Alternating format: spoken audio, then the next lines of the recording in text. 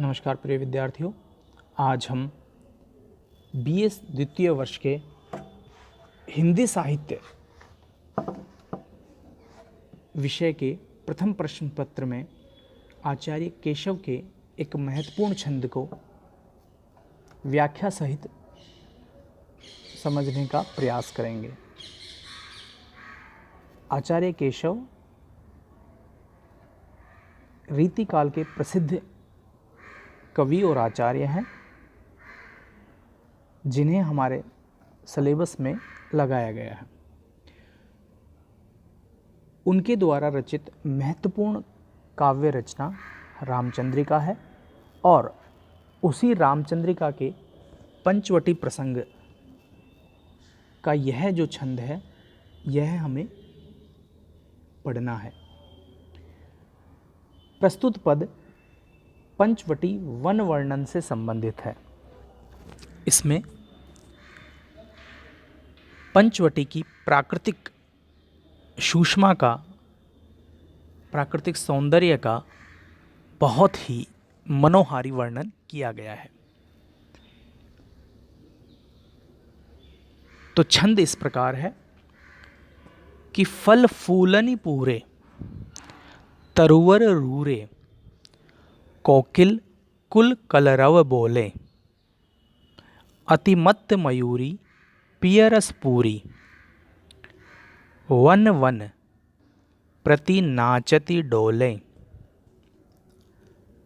सारी शुक पंडित गुणगण मंडित, भावनी में अरत बखाने, देखे रघुनायक सिय सहायक, मदन सरति मधु सब जाने।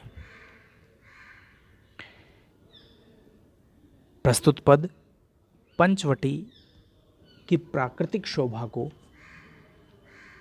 अभिव्यक्त करने की कोशिश है।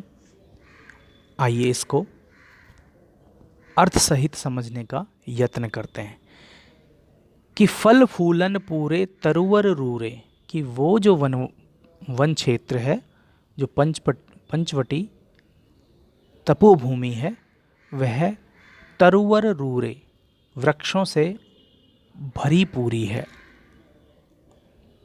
फल फूलनि पूरे, और वहाँ के जो वृक्ष हैं वो सभी के सभी फल और फूलों से परिपूर्ण हैं, अर्थात आच्छादित हैं। और फल फूलों से आच्छादित वृक्षों पर कोकिल कुल कलरव बोले, कोयलों का समूह कलरव कर रहा है। कलरव से अभिप्राय पक्षियों द्वारा की जाने वाली गुंजार अर्थात उनकी ध्वनि से है। अति मत्त मयूरी पियरस पूरी, और मयूरी दाम्पत्य रस से परिपूर्ण होकर, मस्त होकर, मदोन्मुक्त होकर वन वन प्रति नाचती डोले, पग पग पर, उस वन क्षेत्र पे पग पग पर अर्थात स्थान स्थान पर अपने प्रेमोन्माद में नाचती हुई फिर रही है। सारी शुक पंडित गुणगण मंडित, भावनी में अर्थ बखाने, अर्थात सारी कहा जाता है मैना को, जो कि एक पक्षी होता है। शुक पंडित, शुक मतलब तोता, कि वो जो तपोभूमि है वहाँ पर जो मैना हैं, तोतादी हैं, वे भी पंडित हैं, वे भी ज्ञान से परिपूर्ण हो गए हैं, गुणगण मंडित, गुणों से सुशोभित हो गए हैं, भावनी में अर्थ बखाने, और ये सभी पक्षी जो भी उनको कहा जाता है उसका भावपूर्ण अनुकरण करते हैं। अर्थात कहने का मतलब यह है कि चूंकि वो तपोभूमि थी और उस तपोभूमि में सदैव ही आध्यात्मिक ज्ञान से परिपूर्ण ऋषि मुनियों का आगमन रहता था, सानिध्य रहता था, और उन्हीं के सम्यक प्रभाव से वो जो तपोभूमि है वो इतनी पवित्र हो गई कि वहाँ के पशु पक्षी भी, ऋषि मुनि तो ज्ञानी थे ही, उसमें कोई शक ही नहीं है। लेकिन उस वन क्षेत्र में जो पशु पक्षी भी निरंतर मंत्रोच्चारण सुनते रहते थे, वो ज्ञान से परिपूर्ण हो गए हैं। और जब वे अनुकरण करते हैं उन मंत्रों का, तो उनका भावपूर्ण अर्थ सहित बखान करते नजर आते हैं। उस वन क्षेत्र में देखे रघुनायक सिय सहायक, स्वयं रघुनायक अर्थात श्री राम, उनके सहायक श्री लक्ष्मण तथा सिया अर्थात सीता जी, वह उस मनोरम भूमि पर विचरण करते हुए नजर आते हैं।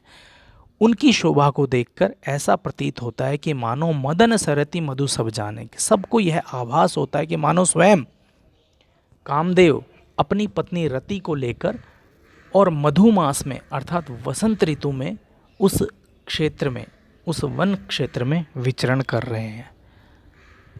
एक बार फिर से देखिए कि वह जो पंचवटी वन क्षेत्र है वो फल फूलों से परिपूर्ण वृक्षों से आच्छादित है, जहाँ पर कोयलों का समूह मीठी वाणी में गुंजार कर रहा है। उस वन क्षेत्र में प्रेमोन्माद से परिपूर्ण होकर मयूरी स्थान स्थान पर नाचती फिर रही है। उस वन क्षेत्र में मैना, तोता आदि पक्षी भी इतने ज्ञान से मंडित हो गए हैं कि वो भी अपनी मीठी वाणी में अर्थमयी बातों का उच्चारण कर रहे हैं, भावपूर्ण उच्चारण कर रहे हैं। और उस वन क्षेत्र में प्रभु श्री राम सीता सहित और लक्ष्मण सहित इस प्रकार नजर आ रहे हैं कि मानो स्वयं कामदेव रति को साथ में लेकर मधुमास में विचरण कर रहे हों। तो बहुत ही सरल, बहुत ही प्रभावपूर्ण छंद है, जिसमें अनुप्रास अलंकार की छटा विद्यमान है। इसके अलावा त्रिभंगी छंद की शोभा जो है वो अद्भुत है। यह छंद व्याख्या के दृष्टिकोण से भी महत्वपूर्ण है।